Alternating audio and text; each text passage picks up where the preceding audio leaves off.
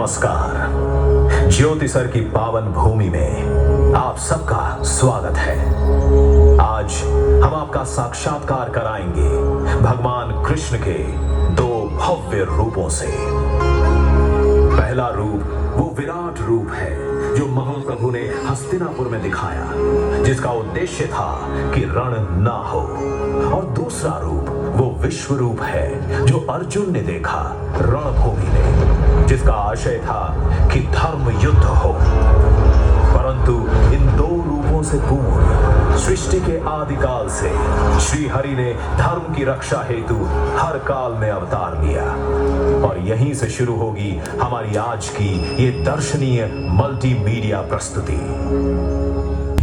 ना आकाश था, न पाताल, न प्रकाश था, न अंधकार, न जल था, न वायु, कुछ भी नहीं था। बस था हिरण्यगर्भ ही केवल, जो सभी प्राणियों का प्रकट स्वामी महान था। वही धारण करता था पृथ्वी और अंतरिक्ष।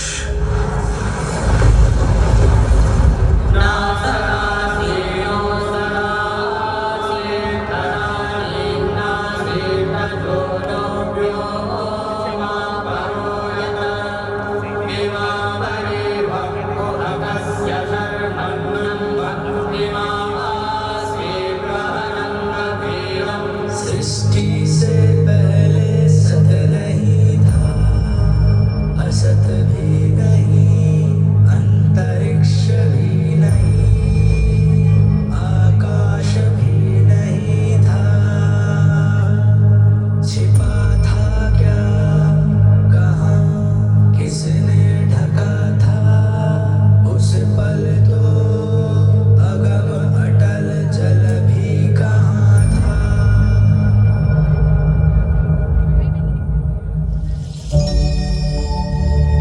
ब्रह्मा द्वारा रचित अद्भुत और अनुपम सृष्टि के पालन और सुरक्षा का भार महाविष्णु ने संभाला और धर्म की स्थापना हेतु अनेकों अवतार लिए।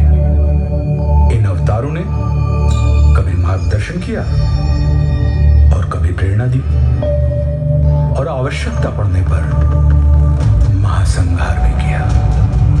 अद्भुत कथा है भगवान विष्णु के अवतारों की।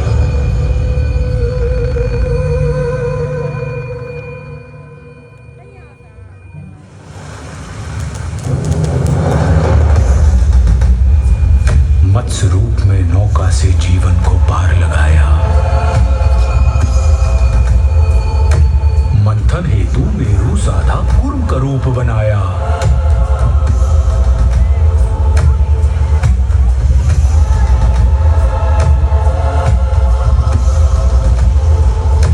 लील रहा सागर धरती को वार है आन बचाया।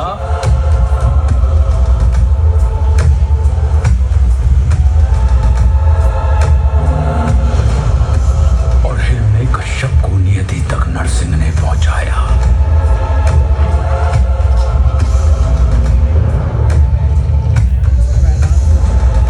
त्रिपद में वामन के पहुंचा महाबली पाताल।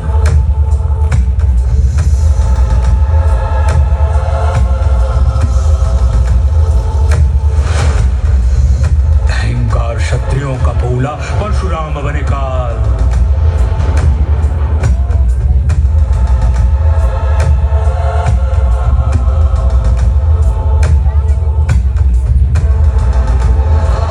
संघर्ष किया, वनवास किया, जनमानस को विश्वास दिया। श्री रामचंद्र आदर्श बने और दशकंधर का नाश किया।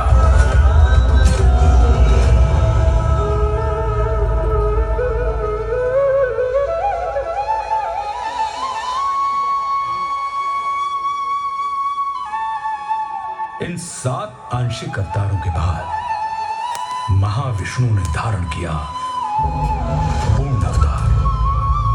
16 कलाओं से युक्त महाविष्णु अपने वास्तविक रूप में धरती पर आए।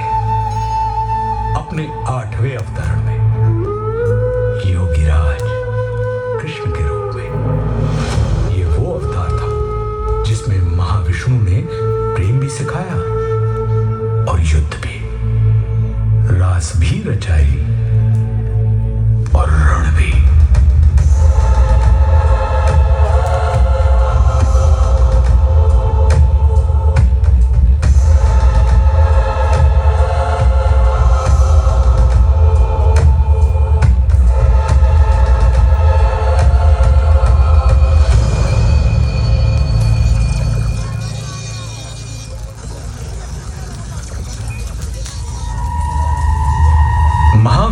8वें अवतार की कथा में एक दिन ऐसा भी आया जब भ्राताओं में ही द्वेष हुआ, भूखंड को लेकर क्लेश हुआ। कौरव ने चौसर बिछवाई, पांडव को समझ नहीं आई।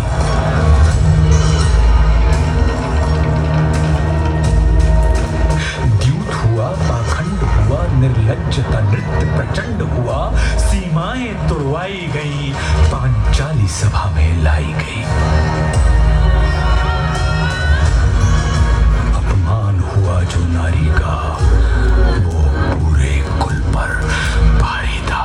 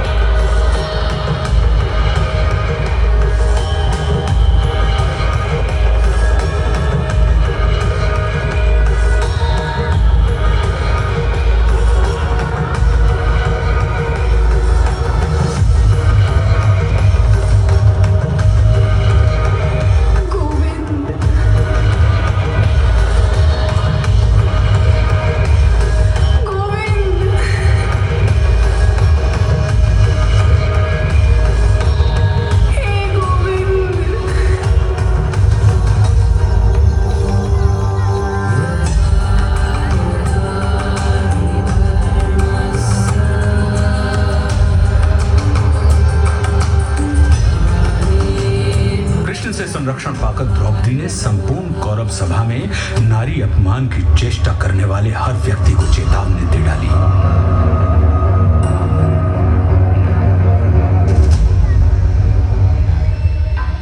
जिस धरा पे हो बैठे धराधिपति, वो धरा ध्वंस धूमिल धरी जाएगी। दिखेंगे मृतक ही मृतक उस तरफ जिस तरफ रक्त रंजित नजर जाएगी। होंगी विधवाएं इतनी गुरुवंश में, साड़ियां श्वेत सारी कम पड़ जाएंगी। नाम तक के लिए न ना होगा कोई, बीज को सूनी को के तरस जाएंगी। अब खुले ही रहेंगे केश मेरे तब तक, कौरव वंश का विनाश नहीं होगा जब तक।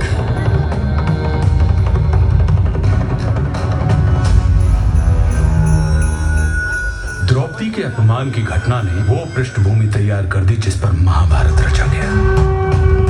कौरव और पांडव अपनी अपनी सेनाएं संगठित करने में लगे। कृष्ण ने दुर्योधन के पास जाने का निश्चय किया। ये उनका युद्ध रोकने का अंतिम प्रयास था। और फिर हस्तिनापुर की सभा को संबोधित करते हुए वासुदेव कृष्ण ने कहा, दो न्याय अगर तो आधा दो, पर इसमें भी यदि बाधा हो तो दे दो केवल 5 ग्राम। रखो धरती अपनी तमाम, हम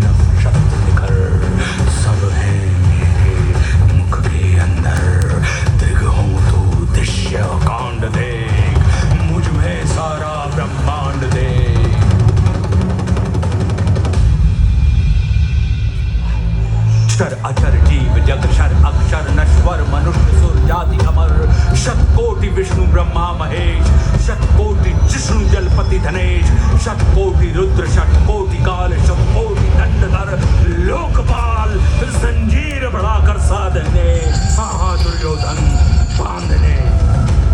भूलोक अथल पाताल देख, गत और अनागत काल देख, अंबर में कुंतल चाल देख, पद के नीचे पाताल देख, मुट्ठी में तीनों काल देख, मेरा स्वरूप विकराल देख। सब जन्म मुझी से पाते हैं, फिर लौट मुझी में आते हैं। बांधने मुझे तू आया है, जंजीर बड़ी क्या लाया है। यदि मुझे बांधना चाहे मन, तो पहले बांध अनंत गगन। सूने को साध न सकता है, वह मुझे बांध कब सकता है।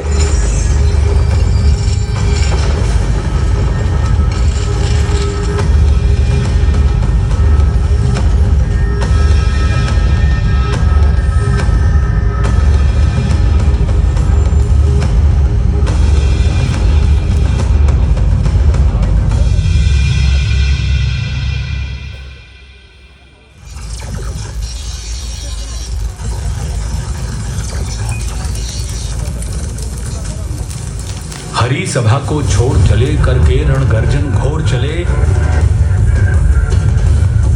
मन दुर्योधन का नहीं मना और महाभारत का युद्ध। जब नाश मनुष्य पर छाता है, पहले विवेक मर जाता है। रणभूमि पहुंची सेनाएं, फिर मध्य कृष्ण अर्जुन आए। अर्जुन ने देखे परिजन सब, शंका से भर आया मन तब। कोई गुरु तात कोई भ्राता, इन सबसे है मेरा नाता। गांडीव चलाऊं मैं कैसे, संबंध भुलाऊं मैं कैसे। घटनाक्रम ऐसा घटित हुआ, जब रण में अर्जुन व्यथित हुआ।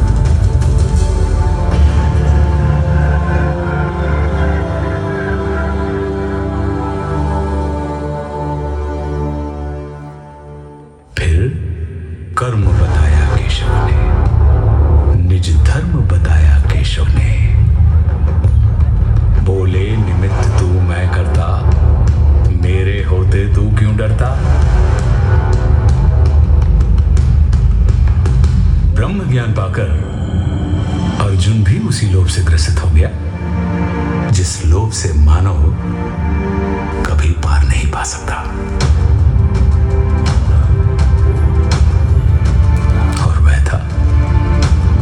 ईश्वर के विश्वरूप का दर्शन।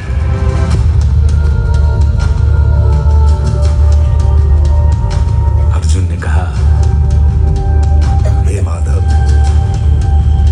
मन में संशय होता है, ये विश्वरूप क्या होता है।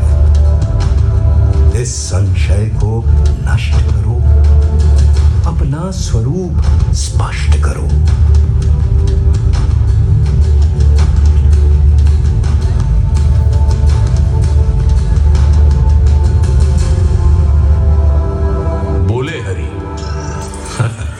दृग नहीं है योग्य तेरे, ले दिव्य दृष्टि लख रूप